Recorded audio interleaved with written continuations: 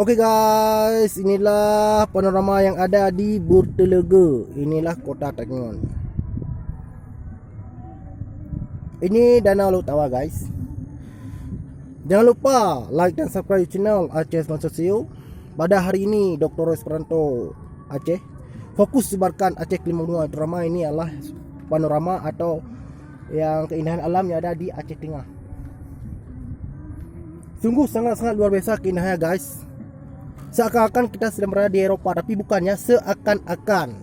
Tak perlu ke Eropah, cukup datang ke Aceh Tengah saja kita seperti di Eropah. Tapi bukannya di Eropah tidak ada kebun kopi guys, tapi di sini ada kebun kopi yang ban.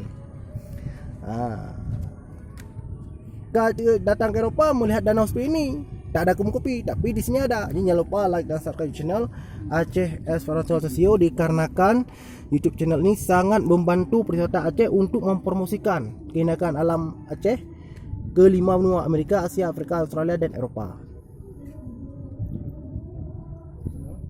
Oke, sekali lagi guys, jangan lupa ya. Jangan lupa sekali lagi, datanglah ke Aceh. Visit Aceh, datang ke Aceh. Bila ke Aceh, mungkin tak mau ingin kembali lagi ke kampung halamannya. Lihat bagaimana keindahan alamnya. Oke, sekali lagi guys, jangan lupa like dan subscribe channel Aceh Sosio. Terima kasih guys.